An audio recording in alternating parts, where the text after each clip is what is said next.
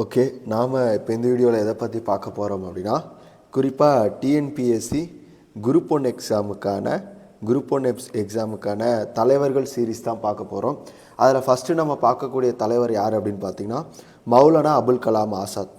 ஏன் மௌலானா அபுல் கலாம் ஆசாத் பற்றி பார்க்குறோம் அப்படின்னா, நீங்கள் ப்ரீவியஸ் இயர் கொஷின் எடுத்து பாருங்கள்.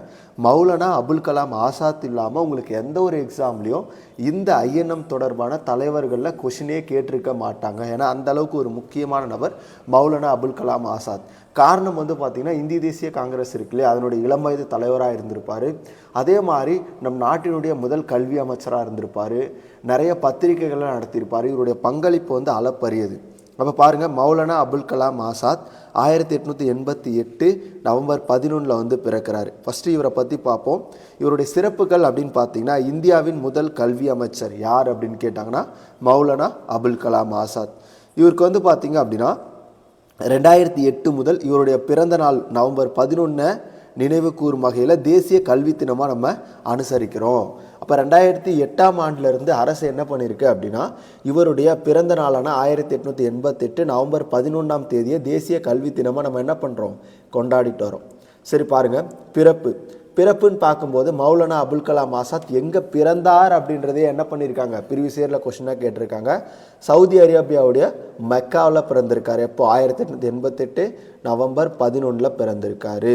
அப்போ மௌலானா அபுல் கலாம் ஆசாத் முஜாஹிதீன் அகமது, இவருடைய அந்த முழு பெயர் பாருங்கள், மௌலானா அபுல் கலாம் ஆசாத் முஜாஹிதீன் அகமது. இவருடைய இயற்பெயர் என்ன அப்படின்றத பார்ப்போம்.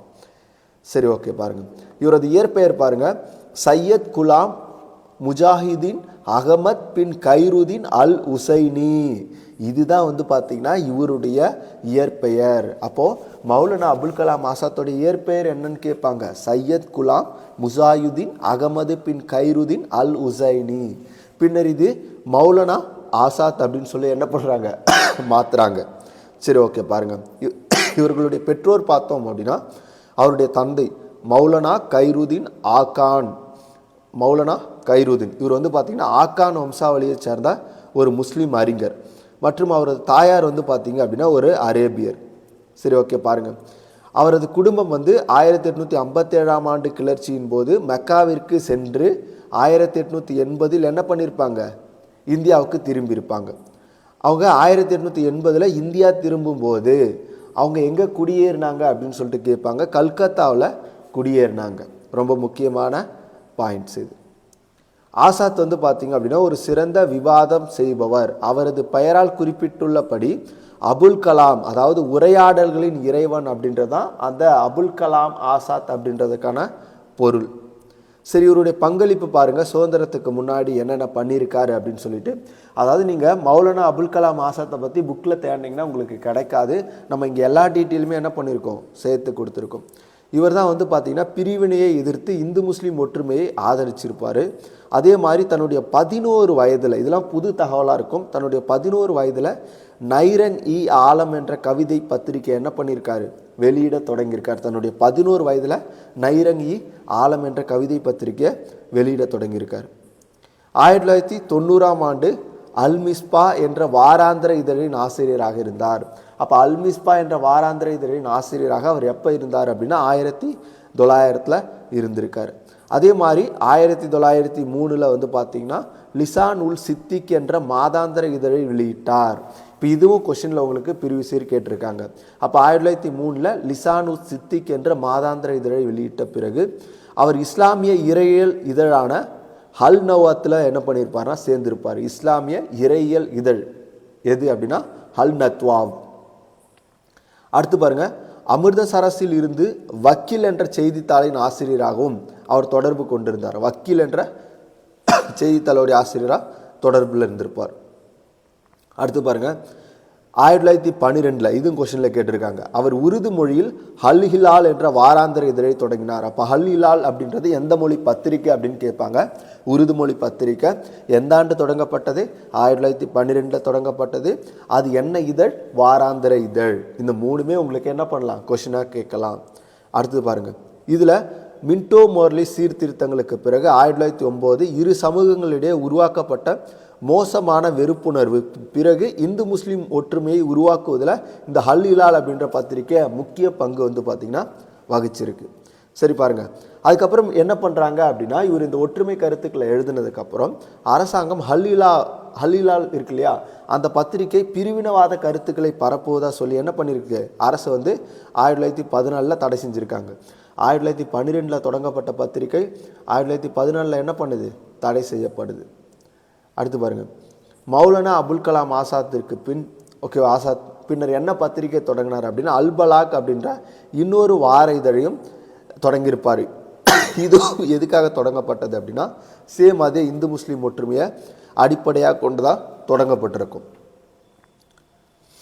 அடுத்து பாருங்கள், 1916ஆம் ஆண்டு இந்த பத்திரிக்கையும் அரசு என்ன பண்ணுறாங்க, தடை செய்கிறாங்க. அவர் தொடங்கிய ஹல்கிலால் ஹல்பலாக் 2 பத்திரிக்கையுமே என்ன பண்ணுது, அரசு தடை செய்யுது. கல்கத்தாவில் இருந்த மௌலானா அபுல் கலாம் ஆசாத்தை என்ன பண்ணியிருப்பாங்க அப்படின்னா, வெளியேற்றிருப்பாங்க. இதே சமயத்தில் கல்கத்தாவில் இருந்த மௌலானா அபுல் கலாம் ஆசாத் அங்கிருந்து வெளியேற்றப்பட்டிருக்கார். 1920ஆம் ஆண்டு முதல் உலகப் போருக்கு பிறகு அவரை பீகாருக்கு என்ன பண்ணியிருப்பாங்க அப்படின்னா, நாடு கடத்தியிருப்பாங்க. பீகாருக்கு வந்து நாடு கடத்தியிருப்பாங்க. 1914 19 வரைக்கும் முதல் உலகப் போர் நடந்துச்சு. இந்த காலகட்டத்தில் 1920 இவருக்கு என்ன பண்ணுறாங்க அப்படின்னா, கொல்கத்தாவிலேருந்து பீகாருக்கு நாடு கடத்துகிறாங்க. அடுத்தது பாருங்கள், ஆசாத் எப்போ இந்திய தேசிய காங்கிரஸ்குள்ளே வராரு அப்படின்னு பார்த்தீங்கன்னா, ஆசாத் காந்திஜியால் தொடங்கப்பட்ட ஒத்துழையாமை இயக்கத்தை ஆதரித்து தான் என்ன பண்ணுறாரு, 1920 இந்திய தேசிய காங்கிரஸ்குள்ளே அவர் நுழைஞ்சிருப்பார். அப்போது அபுல் கலாம் ஆசாத் எப்போ இந்திய தேசிய காங்கிரஸ்குள்ளே நுழைந்தார் அப்படின்னா 1920. 1923ஆம் ஆண்டு டெல்லியில் நடைபெற்ற காங்கிரஸினுடைய சிறப்பு கூட்டத்தின் தலைவராக தேர்ந்தெடுக்கப்படுறார். 1920 தான் உள்ளே வராரு. 23 என்ன பண்ணுறாரு, மிக இளம் வயது தலைவராக தேர்ந்தெடுக்கப்படுறார். அடுத்து பாருங்கள், 1923 இந்திய தேசிய காங்கிரஸின் தலைவராக அவர் என்ன பண்ணியிருக்காருன்னா தேர்ந்தெடுக்கப்பட்டிருக்காரு. அப்படி தேர்ந்தெடுக்கப்பட்ட போது அவருக்கு வயது வந்து 35 வயதில் ஒருத்தர் இந்திய தேசிய காங்கிரஸின் தலைவராக ஆகிறார் அப்படின்னா அது நம்முடைய அபுல் கலாம் ஆசாத் அவர்கள் தான். மௌலானா அபுல் கலாம் ஆசாத் மீண்டும் 1940 ராம்கார் மாநாட்டில் என்ன பண்ணுறாரு, காங்கிரஸினுடைய தலைவராக தேர்ந்தெடுக்கப்படுறார். அப்போது 1923 டெல்லியில் நடந்த மாநாடு, அதில் அவர் என்ன பண்ணுறாரு அப்படின்னா இந்திய தேசிய காங்கிரஸ் மாநாட்டில் தலைவராக தேர்ந்தெடுக்கப்படுறாரு. அதே மாதிரி 1940 ராம்கார் மாநாட்டில் காங்கிரஸினுடைய தலைவராக தேர்ந்தெடுக்கப்படுறாரு. காந்திஜியினுடைய உப்பு சத்தியாகிரகத்தின் ஒரு பகுதியாக உப்பு சட்டத்தை மீறியதற்காக 1930 அவர் என்ன பண்ணுறாரு, கைது செய்யப்பட்டு சிறையில் அடைக்கப்படுறாரு. எந்த சிறை அப்படின்னு சொல்லிட்டு கேட்பாங்க, மீராட் சிறையில் ஓராண்டு காலம் அவர் அடைக்கப்பட்டார். அப்போ உப்பு சத்தியாகிரகத்தில் போராட்டத்தில் பங்கேற்று சிறை சென்று அவர் மீராட் சிறையில் ஓராண்டு காலம் அடைக்கப்பட்டார். அவர் மீண்டும் 1940 காங்கிரஸினுடைய தலைவராகிறாரு. அதிலிருந்து கிட்டத்தட்ட 1946 வரை பதவியில் இருக்கார். அடுத்து பாருங்கள், 1920 ஐக்கிய மாகாணங்களில் உள்ள அலிகரில் முதலில் நிறுவப்பட்ட ஜமிலியா மில்லியா இஸ்லாமிய பல்கலைக்கழகத்தின் நிறுவன உறுப்பினரில் ஒருத்தராக இருந்திருப்பார். ஜமியா மில்லியா இஸ்லாமிய பல்கலைக்கழகத்தின் நிறுவன உறுப்பினர்களில் ஒருத்தராகவும் இருந்திருப்பார். சரி, இவருடைய படைப்புகள் பாருங்கள், அடிக்கடி கொஸ்டின் கேட்பாங்க. குர்ஆனின் அடிப்படை கருத்து, குபர் இ காதிர், தர்ஸ் ஈவாப்பா, அதுக்கப்புறம் இந்தியா சுதந்திரத்தை வென்றது, இதுவும் அடிக்கடி கொஸ்டின் கேட்பாங்க. ஓகேவா?